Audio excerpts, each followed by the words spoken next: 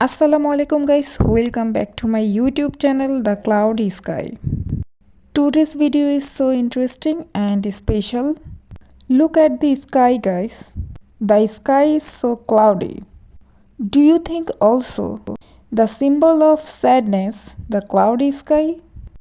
আমাকে একজন বলেছিল মেঘলা অন্ধকার আকাশ নাকি মন খারাপের কারণ। অর্থাৎ আকাশ যখন মেঘলা থাকে তখন নাকি তার মন খারাপ লাগে। সে আসলে তুলনা করেছিল তার নিজের সাথে মেঘলা আকাশের। কান্না করার আগে আমাদের মনের যে অস্থিরতা, বিষণ্ণ মনের কালো মুখ, যখন তখন ফুপিয়ে কান্না শুরু হবে, ঠিক সেই ব্যাপারটার সাথে তুলনা করে তিনি বলেছিলেন তার কাছে নাকি বৃষ্টি হওয়ার আগ মুহূর্ত কালো আকাশকে ঠিক তাই মনে হয়।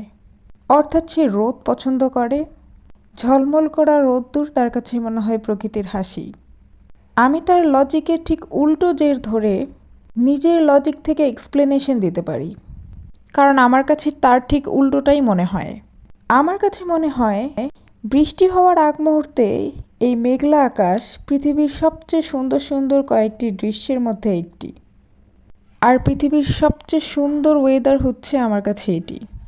আমি আবারও উল্লেখ করছি, এটি শুধুই আমারই মনে হতে পারে, এটা ইম্পর্টেন্ট না যে সবারই মনে হবে। কটকটা রোদের পর যখন হঠাৎ আকাশ কালো মেঘে ছেয়ে যায়, আমার তখন এত আনন্দ ফিল হয় আমি বলে বোঝাতে পারবো না। সাথে ঠান্ডা একটি বাতাস ছাড়ে, আর বাতাসে প্রকৃতির গন্ধ, সেই গন্ধটি আমি জোরে জোরে নিঃশ্বাসের সাথে নেই।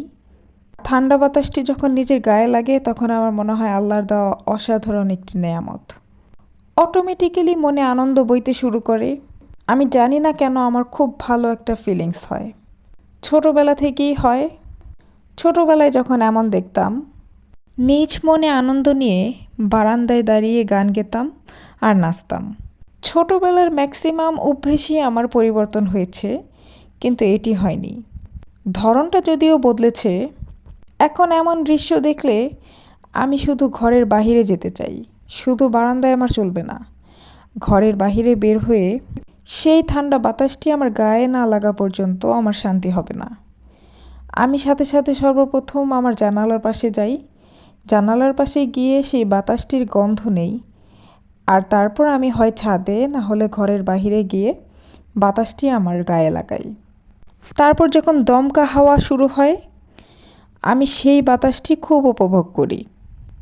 আমি এই বাতাসটি সবচেয়ে বেশি উপভোগ করি যখন যে কোনো একটি জার্নিতে থাকি, হোক সেটা ইউনিভার্সিটি থেকে আসার পথে, কিংবা কোনো জরুরি কাজে বাসার বাহিরে যেতে হয়েছিল, কিংবা কোনো জরুরি প্রয়োজনে আমাকে একটু দূরে যেতে হয়েছিল, আমি গাড়ি করে আসছি বাসায়।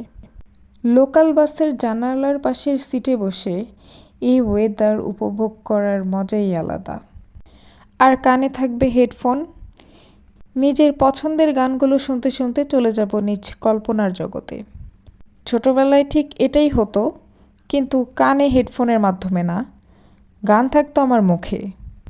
আমি নিজে গান গেতাম আর কল্পনার জগতে চলে যেতাম। এখন একটু ব্যতিক্রম হয়েছে, কারণ আমি বড় হয়েছি। আমার কাছে এই ওয়েদারটি পৃথিবীর সেরা ওয়েদার মনে হয়। আমি বাংলাদেশে জন্মেছি, নিজেকে নিয়ে অনেক প্রাউড ফিল করি, কারণ আমি এই ওয়েদার আমার বাংলার মাঠে দেখতে পারছি।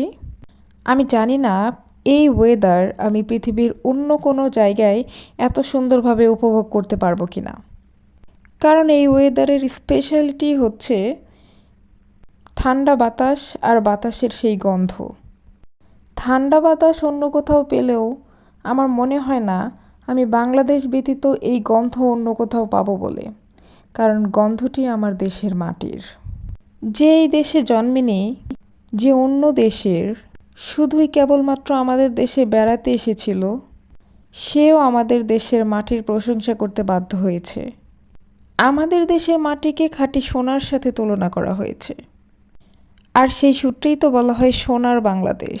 আমরা সেই সোনার পরিমাণ কতটুকু ধরে রাখতে পারছি তা জানি না, কারণ সোনায় তো খাদ থাকে, আর বর্তমানে খাদের পরিমাণ যে হারে বাড়ছে।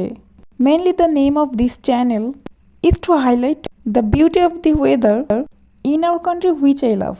Thanks for watching my video. Allah Hafiz.